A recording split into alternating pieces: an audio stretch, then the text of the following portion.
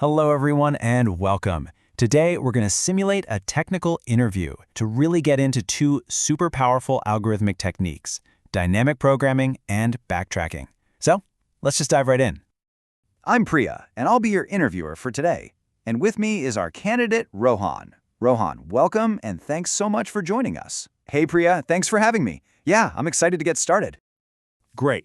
So here's our game plan.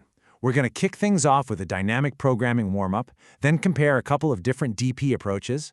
After that, we'll pivot to a backtracking challenge, wrap up with the classic knapsack problem, and then go over some key takeaways. Sound good? All right, Rohan, let's get into it. A real foundational DP problem for you. Finding the longest common subsequence, or LCS, of two strings. How would you go about tackling this one? Sure. So dynamic programming, at its core, it's really an optimization technique. The whole idea is you take a really complex problem and you break it down into smaller, simpler subproblems. But, and this is the key part, these subproblems overlap. So you store the results so you never ever have to calculate the same thing twice. Okay, so my first instinct is to think about this recursively. You look at two characters. If they match, great. The LCS length is just 1 plus the LCS of the rest of the strings. If they don't match, you take the max of two scenarios, either skipping a character in the first string or skipping one in the second.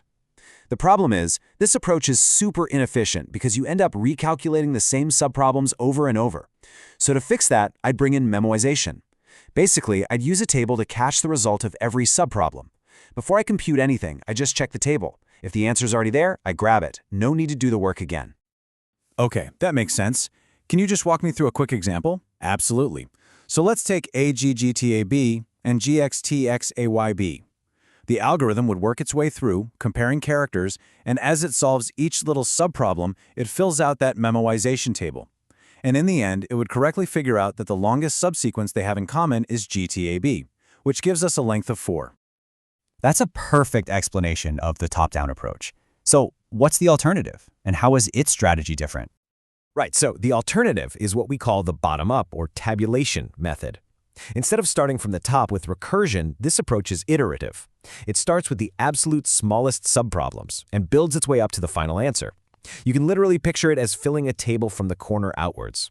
It's often more efficient, because it completely gets rid of all that recursion overhead. For really big inputs, that can save you from potential Stack Overflow issues. Okay, good. Let's try and illustrate that with a new problem.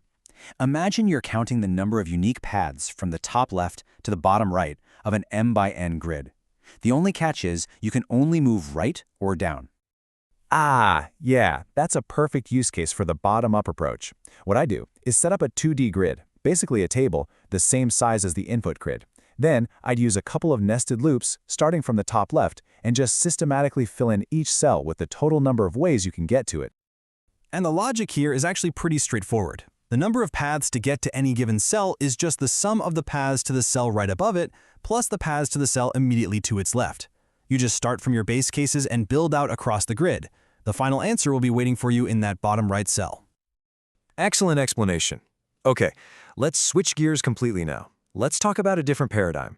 How would you use backtracking to solve the classic Knight's Tour problem on an n by n chessboard? Right. So backtracking is a whole different beast compared to DP. It's not about finding an optimal value by solving subproblems. It's all about exploration, about trying out all the possible paths to find a valid solution. You build up a potential solution step by step, and the moment you realize a certain path is a dead end, you just abandon it, you backtrack, and try a different one. So for the Knight's Tour, the whole process is recursive. From whatever square you're on, you try one of the knight's 8 possible moves. Then you make a recursive call for that new position. If that path eventually leads nowhere, that recursive call will fail, so you backtrack. You just undo that last move and try the next possible move from the square you were on before. And you just keep doing that until you find a full tour. The recursive calls are what take you deeper and deeper down a potential path. But if that path turns out to be a dud, you hit this really critical backtracking step. As you can see here, it's essentially like taking an eraser to your last move. We mark the square as unvisited again, which lets the algorithm go back and explore a totally different path from the previous step.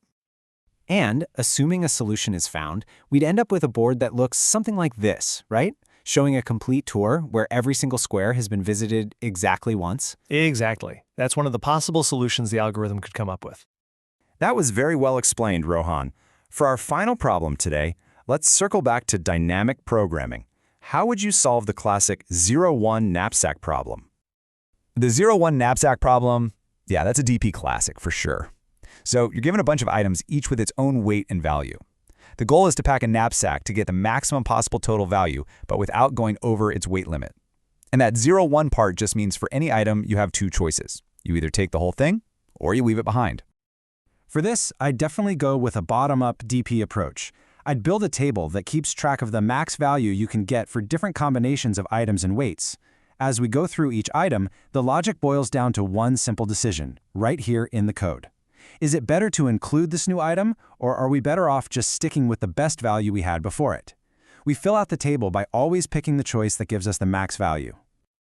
Rohan, that was an excellent performance all around. You did a fantastic job of not just coming up with the solutions, but also really zeroing in on the core difference between these two techniques. You knew to use DP for optimization problems with those overlapping subproblems, and you correctly used backtracking when the path itself was the answer we were looking for.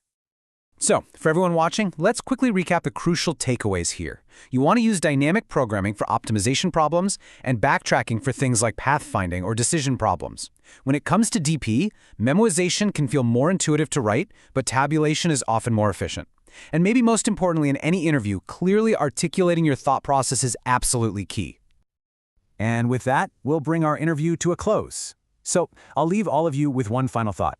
Beyond the pressure of an interview room, where do these powerful algorithms actually make a real-world impact? Well, from aligning DNA sequences in bioinformatics to solving the Sudoku puzzle on your phone, their applications are literally all around us.